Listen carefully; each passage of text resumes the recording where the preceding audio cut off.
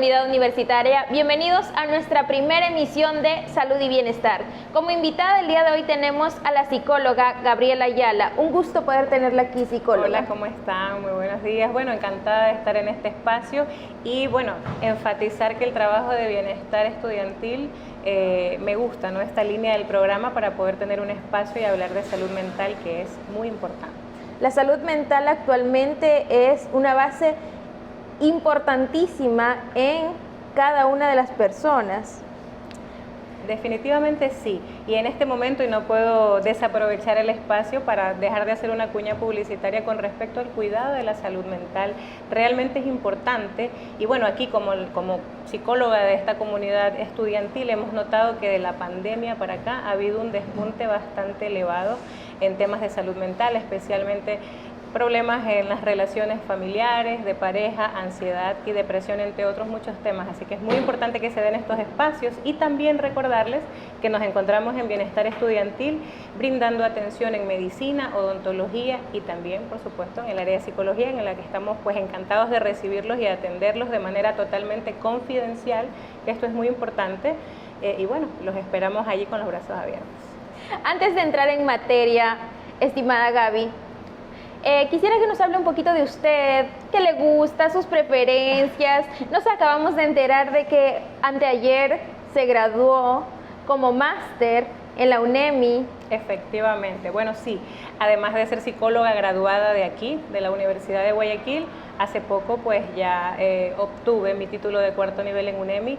Es una maestría en psicología clínica con mención en intervención en emergencias y desastres, ¿no? Además de la parte clínica, que es como muy conocida en el tema de psicología, es una línea pues que aparece después del tema del terremoto que tuvimos en el Ecuador. En el resto del mundo tiene un poco más de años y de trabajo de fondo.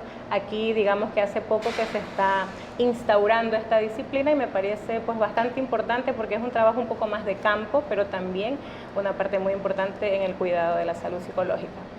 ¿Qué hizo que usted, luego de graduarse en nuestra universidad, desee seguir brindando sus servicios a la casona universitaria que la acogió, que la vio crecer?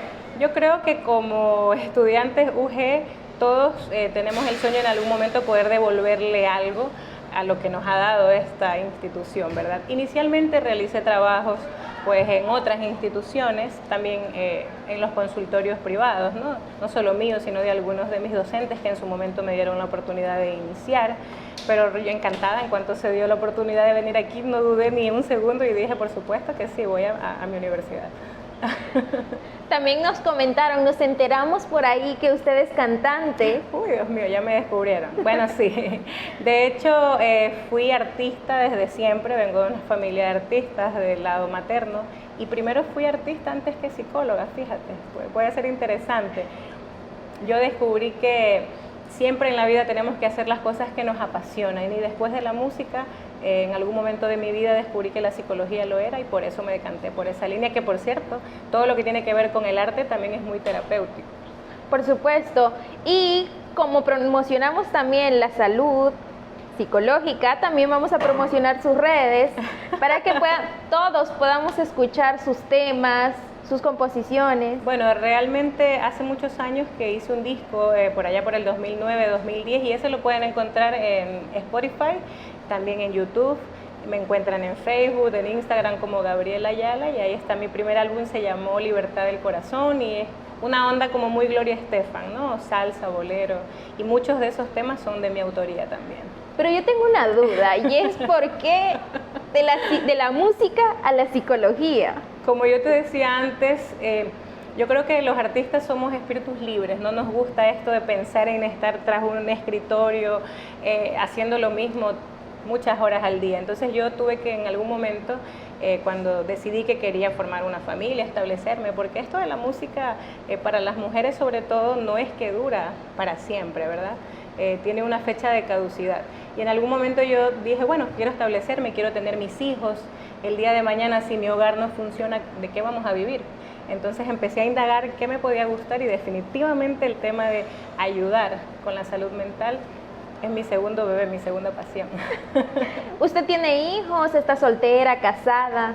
Actualmente casada, tengo 2 niñas, una de 8 y una de casi 3 añitos. Felizmente mamá también. Ay, felicitaciones. Muchas gracias. Para entrar en materia, vamos a hablar de por qué es importante la salud mental. Bueno, como les mencionaba hace un momento, realmente la pandemia llegó para cambiar pues la vida de muchas personas en todo el mundo. Y aquí, como psicóloga de la Jefatura de Salud, evidenciamos esa dificultad, ¿no? Entonces, una vez que los estudiantes se reintegran de manera virtual, empezamos a abordarlos de esa manera. Como no podíamos movilizarnos, ni ellos tampoco, las sesiones comenzaron siendo de manera virtual. Y bueno, actualmente ya estamos en presencialidad, ya pueden venir también a nuestros consultorios. Muy importante porque hay mucho estigma, mucho prejuicio con respecto a acudir al psicólogo. No necesitas estar loco, ni eres débil y no puedes afrontar la vida. Y no solamente por eso puedes ir a buscar al psicólogo, sino que hay situaciones que te desbordan, ¿no? Cuando tú tienes un problema, pero se te suma otro por todos los lados, por todos los costados, hay un momento en que tus recursos personológicos y de afrontamiento no son lo suficientes. Y nos puede pasar en cualquier momento de la vida. Y la época universitaria o las edades en las que nuestros estudiantes se encuentran, pues es una época de mucho cambio, hay que adaptarse a muchas cosas. Más si a eso le sumamos los estragos de la pandemia, realmente es muy, muy importante. Claro, pero tenemos en cuenta también que el tema de la psicología ha venido abordándonos desde siempre. Bueno, siempre ha existido como disciplina desde hace muchísimos años, pero considero que quizás de unos años para acá se le está dando mayor peso. Justamente antes de comenzar con la entrevista hablábamos con un compañero tuyo y él nos decía, pero hoy día hay mucha información en las redes, nos podemos prácticamente hacer test y autoevaluarnos. Exacto. El tema de las tecnologías tienen sus pros y sus contras, hay que tener mucho cuidado y sobre todo saber equilibrar o discriminar qué sí y qué no. Hay mucha terminología mal utilizada hoy día, ¿no? Rápido los jóvenes dicen soy bipolar. Mi mamá dice que soy bipolar porque cambio, no estoy de buenas y estoy de malas. No necesariamente que haya estos cambios en el humor son un indicador de alguna patología. O rápido me vienen los estudiantes, de hecho, y me dicen, doctora, tengo dependencia emocional, tengo depresión. Entonces, está muy bien consumir información de carácter de salud mental, pero solamente un profesional realmente te puede evaluar y te puede decir. Sí lo puedes utilizar como, ay, quizás yo estoy experimentando esto, los síntomas de tal artículo o de tal video. Relacionar nuestros síntomas. Relacionarlos, pero siempre hay que buscar ayuda psicológica. Y aquí aplicaría la frase de lo del César al César. Uno no puede autoevaluarse y decir, ay, yo sufro de un trastorno tal porque cumplo con 4 de los 5 síntomas. Exacto, no, definitivamente no, hay muchas más cosas que eso. A mis estudiantes siempre suelo explicarles un poco cómo se organiza el tema de los procesos terapéuticos, pero también que no solo es la información que él me trae, más lo que yo observo, escucho, analizo, sino que también hay baterías psicológicas, hay otras técnicas e instrumentos que solamente alguien que estudió o que es profesional del área pues puede aplicarlo, validarlo, y ahí apenas tenemos la evaluación. Y luego, definitivamente el tratamiento no se puede generalizar porque pues los humanos somos seres muy diversos, muy diferentes, ¿no? Incluso 2 hijos de una misma mamá son muy diferentes, tienen personalidades muy distintas porque tiene mucho que ver con de dónde vengo, quién me cría, pero también con quién interactúo, el entorno en el que me encuentro. Entonces sí, definitivamente también existen tantos tratamientos como seres humanos en el mundo. Exacto, y no todos podemos experimentar o vivimos lo mismo, como para poder tener lo mismo, sufrir de lo mismo, tener un mismo padecimiento. O la técnica que para unos es la que les resulta, para otros a lo mejor no es lo más indicado. ¿Usted cree que en la actualidad, bueno, esto viene de tiempos memorables, desde que se comenzó a hablar de psicología y sobre la atención que uno debe tener sobre su salud mental, los tabús como tal que existen de asistir a terapia? Bueno, definitivamente sí existen muchos tabúes, muchos prejuicios, muchas veces la familia ejerce presión, ¿no? Yo tengo estudiantes también y siempre hablo pues desde mi ejercicio profesional que vienen a la consulta y muchas veces les pregunto, ¿no? ¿Y sus padres o quién de su familia está al tanto de su problemática o de que están acudiendo? y me arriesgo a aventurar una estadística, pero más del 50%, que es bastante, indican que no sabe nadie, que no lo saben en su casa, a lo mejor lo sabe su compañero, el que le recomendó el servicio, lo sabe su novio, su amiga, pero hay mucho estigma en esa parte, ¿no? En el tema de los jóvenes, sobre todo del género masculino, aunque no me gusta nunca como que diferenciar, ¿no?, en tema de sexos, pero para ellos que tradicionalmente han sido educados como personas que tienen que ser fuertes, los proveedores, ¿no?, los machos alfa, es bastante, no pueden quebrarse. Exacto, ellos tienen bastante resistencia a venir, y cuando vienen a las consultas a reconocer dificultades o a que el resto del mundo lo sepa, es muy difícil. Yo asumo que en el caso con los hombres debe ser un poco más difícil que sean abiertos a poder contar sus experiencias emocionales. Exacto. Por ejemplo, mira, tengo muchos pacientes, hombres y mujeres, la verdad, con asuntos de dependencia emocional, con apegos no tan adecuados, ¿no?, que tienen bastantes dificultades a la hora de relacionarse.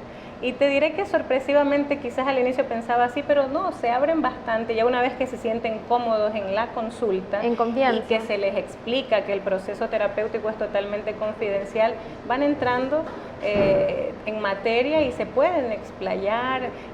Descubro que son bastante emocionales también, incluso se enamoran mucho, muy a profundidad, y sufren también, igual que las mujeres. Yo creo que el tema del dolor, el sufrimiento o la felicidad no es un tema de sexos, sino que tiene mucho que ver de dónde vienes, con tu historia de vida, con tus recursos propios, con el medio, ¿no?, cómo te has formado o no. Pero retomando el tema de los tabúes, existen muchos, y chicos, nuevamente hago una invitación, ¿verdad?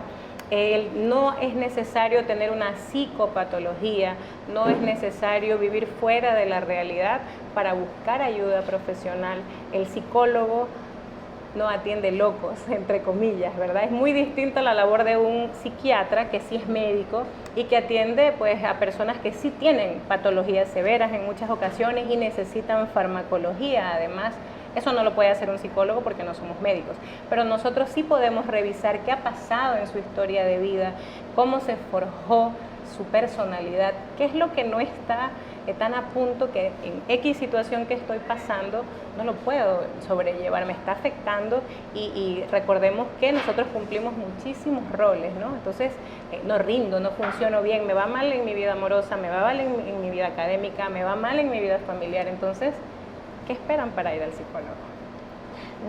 Dejemos claro que la asistencia al psicólogo no solamente es porque siento que tengo o que sufro algo en especial, algún padecimiento, sino que como damos tratamiento a nuestra salud física, debemos darle tratamiento también a nuestra salud psicológica. Por supuesto, y lamentablemente tampoco vivimos en una cultura de prevención, pero también deberíamos hacerlo por prevención, no esperar a que ya el problema nos desborde, a que se suscite una situación conflictiva que no podemos nosotros hacerle frente, para buscar la ayuda. Podemos hacer una evaluación previa para saber cuáles son nuestras fortalezas, cuáles son nuestras debilidades. No sé, hay estudiantes que son madres y es un cambio drástico. Es hermoso ser mamá, pero también implica muchas responsabilidades cuando eres estudiante, mamá, esposa, hija, trabajas. Necesitas realmente el apoyo, la orientación, porque el bebé no nace con un librito, un manual, ¿no?, bajo el brazo de así es ser mamá. Entonces es muy importante, y todo el tiempo o a lo largo de nuestras vidas, ¿quién no se ha sentido superado por una pérdida de pronto? Por ejemplo, vuelvo al tema pandemia, muchos hemos perdido familiares, desgraciadamente. Grupos de familia completos. Así es, desgraciadamente no se pudo elaborar tampoco un proceso de duelo normal, por el tema de que estábamos todos pues en nuestras casas, ¿verdad? Entonces realmente hay una infinidad de motivos o de causas por las que nosotros debemos ir al psicólogo y apostar en prevenir y tratar, y por supuesto cuidar a largo plazo no solo la salud física, como mencionaba, sino también la salud mental. Así es que vamos todos a asistir a terapia, que nuestra querida universidad nos brinda la oportunidad de asistir gratis, sin ningún costo, en horario como tal Sí, nosotros nos encontramos, bueno, frente a la Facultad de Educación Física, Bienestar Estudiantil, y atendemos en horario de 8:30 a 5 de la tarde. No solamente atención psicológica, también atención médica, atención odontológica, servicio de obstetricia y de farmacia. Exacto. Y si desean una consulta en especial con la doctora Gaby, pueden acercarse y pedirla por ese medio. Efectivamente, se acercan a nuestra ventanilla, ahí vamos a encontrar a nuestra asistente, encantadora por cierto, y ella les va a indicar quién está disponible, etcétera, y en ese mismo rato ya quedan agendados para su consulta. Hablábamos hace un momento de traumas, hablábamos también de los tipos de eventos que tenemos que cursar las diferentes personas, y nosotros somos los seres humanos por naturaleza, somos como esponjitas. Cuando tenemos problemas en nuestro entorno absorbemos y llegamos a un punto o llega un punto de quiebra en el que simplemente la burbujita explota. Entonces ahí influyen muchísimo las emociones. ¿Cómo definiría usted las emociones y la afectación que éstas tienen en cada persona? Bueno, aunque cada persona es un mundo diferente. Bueno, realmente las emociones son reacciones afectivas naturales que todos tenemos, ¿ya? Implican no solamente tema emocional o afectivo, sino también cognitivo, porque casi siempre la emoción viene acompañada o se dispara por un pensamiento o por una situación. Entonces, bueno, es muy importante comenzar definiéndolas para entender qué es natural y qué están de alguna manera moduladas o moderadas por las experiencias que vamos viviendo. Voy a poner un ejemplo para que no sea tan complejo. Si yo voy un día por la calle y soy pequeña, todavía no tengo mi personalidad completamente desarrollada y vivo un hecho violento, a lo mejor no me sucede a mí, a lo mejor yo vi que asaltaron a alguien, armas, etcétera, automáticamente yo voy a experimentar una emoción negativa, probablemente miedo, ¿ya? Pero cada ser humano responde diferente a esa misma emoción. Puede ser que en tu caso te paralices y digas, si te encuentras en una situación similar, yo no puedo ni moverme, no te quedas helada. Sin embargo, puede que yo sea evitativa y quiera salir corriendo, me escape. Entonces, nuevamente vamos a la diferencia de cada uno. A pesar de que es una respuesta fisiológica, psicológica, natural, cada ser humano lo vive distinto dependiendo del entorno y de las situaciones donde éstas se desarrollan. Y a largo plazo se crean patrones emocionales, es decir, probablemente tú vas a responder de manera similar siempre ante ese tipo de eventos y yo también, como te lo estaba explicando. Y eso lo podemos aplicar a todas las áreas de la vida. Por ejemplo, si hablamos de apego, que existe toda una teoría, ¿no?, sobre el tema de los apegos, sabemos que existen 4 tipos. Si cuando yo soy infante, tengo una mamá que me da mucho amor, que es muy cuidadosa, cariñosa, cuando yo sea grande, mis emociones, además de estar estables, van a responder a esa tranquilidad, a ese tipo de apego. Yo voy a poder tener relaciones saludables a largo plazo, no voy a tener dificultades en una estabilidad en la persona. Pero cuando el apego de esa madre al niño o del que ejerce el rol de cuidador es un apego ansioso o ambivalente, pues ¿qué es lo que se va a generar cuando el niño es grande o cuando la niña sea grande? Probablemente que tenga muchas dificultades para vincularse, no solamente con su pareja, sino inclusive en su entorno, ¿no? Aquí en la universidad vemos a muchos estudiantes con una escasez en sus recursos, ¿cómo decirlo?, para interactuar, en sus habilidades sociales, y eso tiene mucho que ver con el momento del desarrollo del niño. Hay otro tipo de apego, que es el desorganizado, también deja bastantes huellas en la vida adulta del niño. Estas personas tienen bastante temor a vincularse afectivamente, tienen problemas de autoestima. En algún momento inclusive podríamos desencadenar dependencia emocional, un tema que también lamentablemente es recurrente aquí en la universidad. Por ejemplo, el tema del abandono, tanto por parte de padres como de familiares, pareja, ¿eso genera algún tipo de dependencia? Bueno, realmente cualquier tipo de apego que no es el seguro no es saludable. Cuando hay un apego ansioso, ambivalente o desorganizado, que son los otros, se pueden desencadenar un sinfín de consecuencias a nivel emocional y que van a repercutir en cómo tú te relacionas después. Por ejemplo, baja autoestima, dependencia emocional, es decir, pues una necesidad excesiva de afecto, de atención de mi pareja, ¿ya? Porque yo de alguna manera busco suplir las carencias afectivas o de cuidado que no recibí en mi infancia, y justamente esto se hace visible a finales de la adolescencia o inicios de la juventud temprana, que es cuando nosotros comenzamos a vincularnos afectiva o sentimentalmente con nuestros pares, ¿verdad? Entonces, también es muy importante tener en cuenta que el trabajo que hay que hacer después en consulta no es tan sencillo, y hay un desgaste para el paciente a nivel emocional porque hay que indagar en su vida. A veces no es tan agradable recordar. Tratar de traer a la actualidad, tratar de traer a mente cosas que uno por naturaleza entierra y trata de no traerlo porque le causa ese sufrimiento. Dolor. Exacto. Y muchas veces nos toca en consulta decir, bueno, hay que ser paciente, y de ahí el término, ¿verdad? Y para cada ser humano también es diferente, pero no hay ningún libro ni ninguna metodología, técnica que te diga que escondas bajo la alfombra o guardes en el armario todo eso. Necesitas que salga, necesitas afrontarlo, y a partir de allí, de que el psicólogo conozca tu realidad, vea en qué ambiente creciste, por dónde tienes que ir a trabajar, si es dependencia, si es autoestima o la dificultad que sea, poder idear un plan terapéutico idóneo para ti. Pero es necesario que salga a flote todo eso, que no te lo quedes guardado.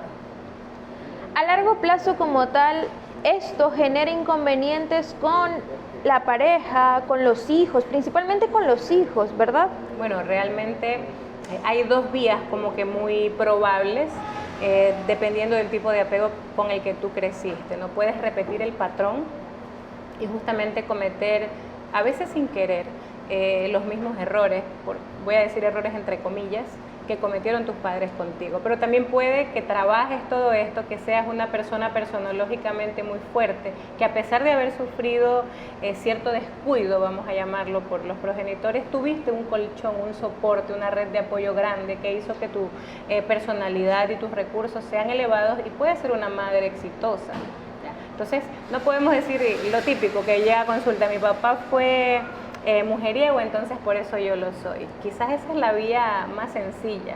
Esa es la manera de tender a justificar acciones. Así es, pero si yo evidencio que mi padre hizo esto, que no está bien, que genera sufrimiento a mi madre o a mí, voy a buscar la manera de hacerlo. Si no lo puedo hacer solo, porque quizás no tuve el soporte o mi red de apoyo, o las personas con las que yo me rodeé no me brindan otra salida, voy y busco también apoyo terapéutico, ayuda de un profesional. Cuando estoy en el colegio puedo ir a consejería estudiantil, que desde allí ya tenemos al psicólogo a la mano, pero como decíamos al principio, esta carga, este prejuicio, ¿no?, de la sociedad, de la familia, etcétera, o de soy hombre masculino, no puedo tener debilidades, no te permite hacerlo, y realmente es el momento de hacerte cargo de esa situación para que a futuro tú puedas tener relaciones estables, ser un padre, una madre ejemplar, y que después no vengan las culpas, porque lamentablemente también se maneja una carga bastante alta emocional debido a la culpa de lo que pudo haber sido y no fue, de por qué no hice esto,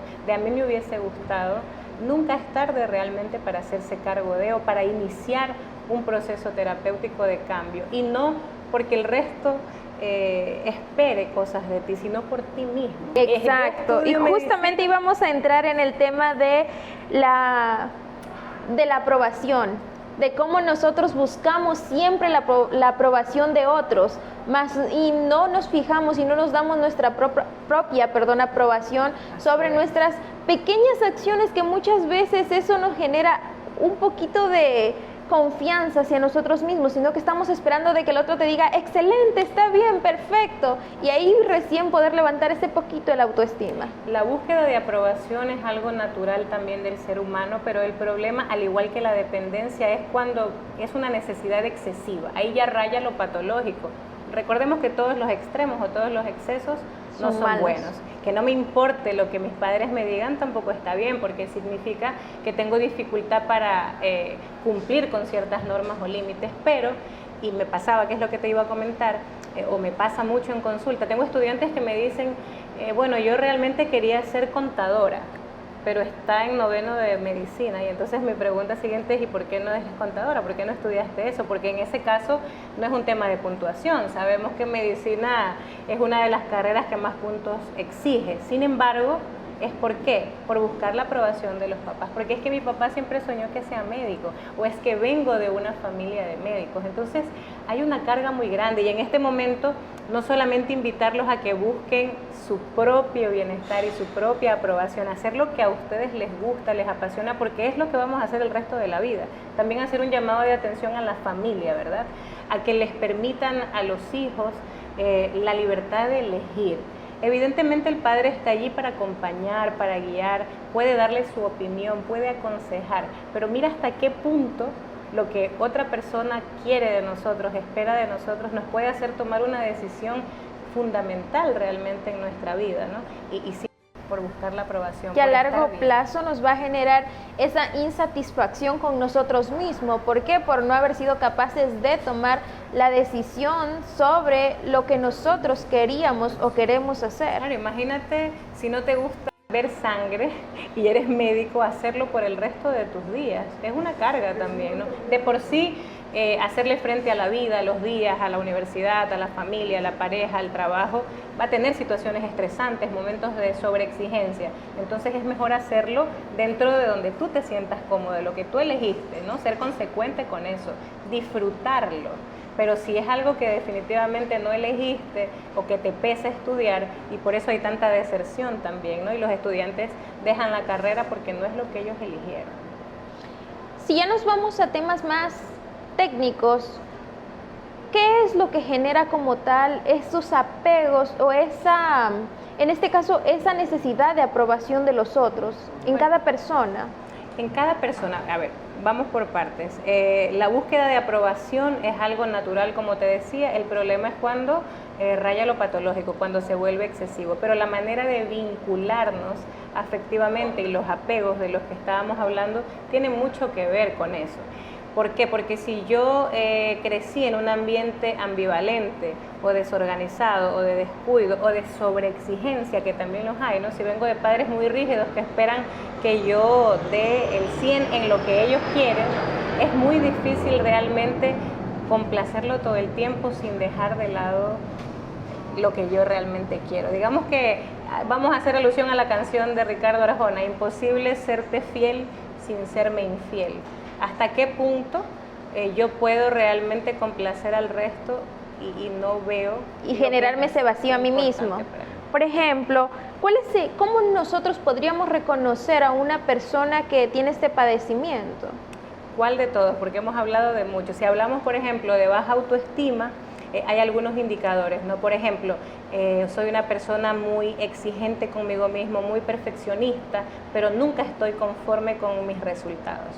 Y eso es un ejemplo muy claro que les pongo a mis estudiantes. Ustedes sacaron en 3 asignaturas 10 y en una sacaron 7. Y ustedes van y se fijan en el 7. Nunca van a tener como que el interés en disfrutar de ese pequeño logro, sino que van a ver justo el que para ustedes es el fracaso. Es que yo debí estudiar más, es que no era esa la respuesta. No nos damos el crédito. Así es, no nos lo creemos, no lo valoramos. A veces no todo depende de nosotros, hay que ser conscientes, ¿no? A lo mejor se me presentó una situación familiar ese fin de semana en el que yo debía estudiar para ese examen y es algo que está fuera de mi control y no pude dedicarme y por eso no saqué el 10. Pero eso no, una nota o esa situación no me define como un mal estudiante, ni como que mis compañeros son más inteligentes o como que yo no llego a lo que mis padres esperan, exacto, o socialmente, ¿no? Porque mi tío dijo que su hijo se graduó con honores, entonces mis papás quieren que yo haga lo mismo.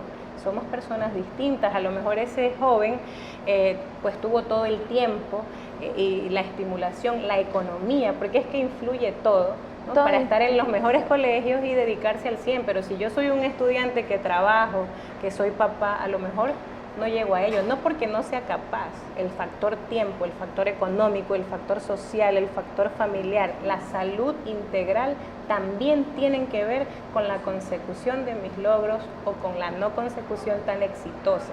Es por eso que estamos brindando estos espacios justamente para entender que no soy estudiante aislado, ¿no? Que estoy en una comunidad universitaria, soy parte de la sociedad, que vengo de una familia, que tengo diversos roles que cumplir y que no siempre puedo estar al 100% y no debo dudar de mis capacidades. Y en el momento en que tengo dificultades para entender esto, para relacionarme o para hacerle frente a cualquiera de las áreas en las que me desenvuelvo, busquen ayuda profesional. Qué mejor que la orientación de un profesional para que te saque de ahí. A lo mejor en una entrevista ves desde otra perspectiva que no solo tenías ese camino, que hay otros, y con eso es suficiente. Te lo juro que hay estudiantes que en sesiones ven la luz, como dicen ellos, y dicen gracias psicólogo. Hay otros procesos que son más complejos, más demorados, pero no por ello imposible. La verdad es que se puede avanzar y trabajar y conseguir muchísimo cuando el estudiante es responsable, viene, y bueno, el profesional siempre está comprometido, por lo menos el equipo de psicología de lo está. Así que nuevamente los invitamos, por favor, a que le den la importancia que tiene y utilicen el servicio, que es totalmente gratuito por el hecho de ser estudiante matriculado legalmente de la UG. Bueno, ya tenemos claro lo que es dependencia, cómo se da, tenemos claro lo que es el apego emocional y cómo se da la aprobación. Ahora quisiera que nos ayude a cómo diferenciar el hecho de que una persona o sufre apego o sufre de algún tema de necesidad de aprobación por parte de los otros. Ok, podríamos diferenciar de la siguiente manera. Los tipos de apego que se dan normalmente desde la infancia van a determinar, o es uno de los muchos factores que determinan la personalidad y la manera de relacionarme en la vida adulta, ¿ya? Esa podríamos decir que son causas, una de las muchas. En cambio, la dependencia emocional o la necesidad excesiva a la aprobación sería la consecuencia de ese mal gestionamiento del apego o de ese apego poco saludable, ¿ok? Entonces, digamos que uno es la causa y el otro es la consecuencia. La dependencia emocional, como definimos un poco antes, es la necesidad excesiva o patológica de afecto, de atención. También te lo voy a ejemplificar. Dejo de lado lo que a mí me gusta, incluso en cosas sencillas, ¿no? Voy con mi pareja al cine y siempre es él el que elige la película. Cuando vamos a una cena, siempre es él elige la comida. Exacto. O ella elige la comida y porque yo no tomo. Pero realmente no es porque él no te deje, es que tú no lo permites haces. Eso. O te pregunta, porque muchas veces, y hay muchos memes Exacto. y muchos reels por ahí, ¿no? que hacen esta broma de las parejas. ¿Qué vas a comer? No sé, elige tú. Y ella espera que él adivine lo que quiere. Pero en realidad muchas veces no nos hacemos responsables o le dejamos esa responsabilidad al otro por miedo a que no le guste lo que yo elegí, porque quiero quedar bien, porque creo que así lo hago más feliz, o le demuestro que es el centro de mi universo. Y no está bien, ¿no? O sea, hay que amar, pero hay que amar con equilibrio. Primero amarme yo para amar a la otra persona y que esto sea algo recíproco y mutuo. Pero cuando tú estás dispuesto a ceder, incluso a no hacer lo que tú quieres, no cumplir tus sueños o permitir que te traten mal, ¿no? Que te abusen de cualquier manera con tal de que no te quedes sola porque, ay, es que mi mamá me abandonó, mi papá me abandonó y entonces yo tengo mucho miedo de que mi pareja también me abandone. En nombre de esto yo no puedo estar en una relación. Realmente en ese momento lo mejor es cada quien su camino, hacer un proceso terapéutico porque los dos extremos no están del todo bien, no son saludables, para que yo en el futuro pueda realmente establecer relaciones saludables, relaciones duraderas y no estas relaciones tóxicas que se llaman ahora, ¿no? Que los jóvenes las mencionan así. Entonces es muy importante hacer el trabajo y creo que lo hemos venido recalcando desde el inicio. Se pueden lograr grandes cosas, cosas importantes cuando tú te das cuenta de que tienes un problema, decides reconocerlo y buscas el acompañamiento de un profesional para hacerlo. Por supuesto. En el caso de que acabamos de mencionar, vemos que esto se refleja muchísimo en parejas del mismo sexo, en gays, en lesbianas, que por ese miedo a ese rechazo, por ese miedo a soltar, se mantienen, a pesar de que no me trata bien, no me ama, no me demuestra afecto, sigo ahí, trato de retener algo que ya, y me olvido de mi amor propio y comienzo solamente a sobrevivir, porque eso no es vivir estable. Bueno, yo creo que no solamente es una cuestión de los heteros o de los homosexuales, yo creo que es algo que se ve en general en toda la población. No depende tanto de la orientación o del sexo, sino más bien de justo lo que hablábamos, de cómo fue tu infancia, de los tipos de apego, de si tuviste o no ese colchón, ese soporte emocional, amigos, qué tantos recursos o no de personalidad tienes, ¿no? Y de sucesos importantes que marcan, ¿no? Momentos críticos de la vida.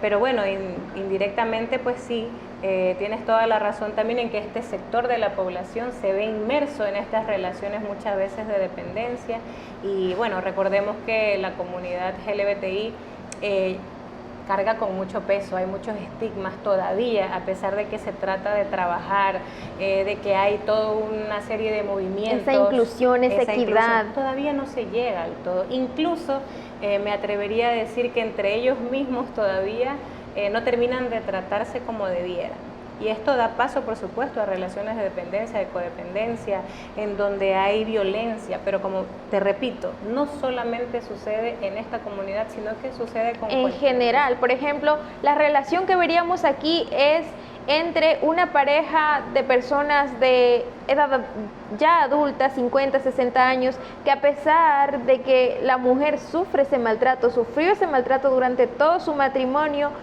se mantuvo y se seguirá manteniendo ahí. Y ahí tiene mucho que ver nuevamente la aprobación. Mira cómo Exacto. todo el tema da la vuelta. Todo conecta. Realmente nos crían o nos codifican, como decía antes tu amigo con el que conversábamos, a las mujeres como que tenemos que estar para siempre, ¿no? El tema de la virginidad al matrimonio, así pensaban nuestras abuelas, nuestras bisabuelas. El tema de que los hijos siempre tienen que estar con su padre y esto de separarse implica que quizás en un futuro tú tengas una nueva pareja y eso pues no estaba tan bien visto socialmente. Hemos logrado algunos avances, tanto la comunidad LGBTI como mujeres con las corrientes feministas, pero todavía se ve esa desigualdad, ¿no? Todavía los hombres o ese patriarcado existe. Y aún está muy marcado. Y muchas veces las mujeres mismas somos las responsables, porque ¿quiénes somos las que criamos y educamos a los varones? Por supuesto, yo conozco casos en los que las madres se quejan de sus hijos porque su hijo es muy machista, es muy cerrado, pero ¿quién crió a ese niño? ¿Quién lo fue desarrollando? Por supuesto, imagínate una pareja, un hogar con un hijo hombre y una hija mujer, ¿no? Y entonces la mamá le dice a la niña, no, ve y lava los platos tú lávale la ropa a tu hermano. ¿Y dónde está el joven? Viendo la tele, viendo el fútbol. Entonces, en esas pequeñeces, en esas cosas que a veces no palpamos, nosotros estamos fomentando eso. Entonces hay que empezar desde casa, desde las escuelas, a hacer un cambio real, ¿no? Y no voy tanto en esto de las corrientes feministas extremas, pero sí es verdad que esas diferencias existen, pero el cambio tiene que empezar desde nosotras también y desde el hogar. Querida doctora, ¿qué nos recomendaría usted aplicar para mantener una relación tanto amorosa, familiar, sentimental, estable? Bueno, yo creo que podríamos irnos por dos vías. Por un lado, trabajar a nivel personal con lo que tiene que ver con la autoestima, identificar el tipo de apego, si fue o no el más idóneo, y hacer ese proceso personal. Si lo haces antes de estar inserto en una relación sentimental, sería lo ideal, porque así vas de una manera más adecuada y preparado, ¿no? Para hacerlo de la mejor manera. Pero si ya estamos en la relación y estamos teniendo dificultades, aquí es importante la comunicación asertiva. Aunque suena a cliché o a que siempre hablan de respeto, confianza, la comunicación es un factor importantísimo porque tenemos que conocer a la otra persona, pero también decirle lo que no me gusta en el momento que no me gusta, de la manera más adecuada, por supuesto, en pro de construir algo saludable. Respetar los límites, ¿no? No somos siameses, está bien amarse, contarse el día, compartir muchas cosas, pero también hay que permitir el espacio personal a cada uno. Y respetar esas diferencias. Por supuesto, porque si a ti te gusta el fútbol, pero a mí no me gusta, ¿yo qué hago allí metida en el partido, ¿no? Si no lo disfruto, y tú puedes tener tus amigos y tu espacio y estás haciendo algo sano y que es bueno para ti.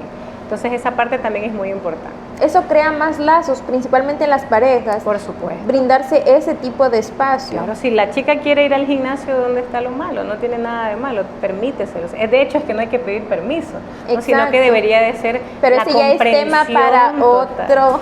La verdad es que en psicología hay abordaje de temas muy diversos. Entonces, realmente en este espacio espero que me vuelvan a invitar, a volver a estar, y sobre todo ver a muchos profesionales de la UG y especialistas de donde quieran venir para que nos aporten significativamente a este espacio que definitivamente les aplaudo porque está muy bien. Así que aprovecho nuevamente y por tercera vez cuña publicitaria para invitarlos de verdad a que acudan a Bienestar Estudiantil, a la Jefatura de Salud Estudiantil, en donde estamos prestos a brindar atención integral, en especial, pues en este caso el área de psicología, con los brazos abiertos para atender a sus dudas, a sus requerimientos y por supuesto para hacer los procesos terapéuticos el tiempo que necesiten.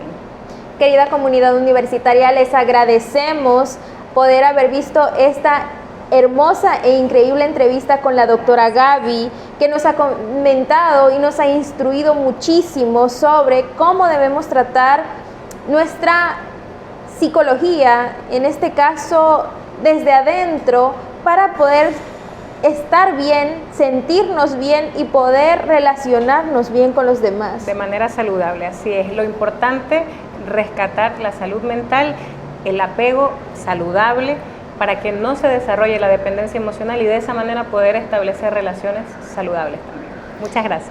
Se vienen temas muy importantes en nuestras siguientes transmisiones, así es que no se pierdan de Salud y Bienestar.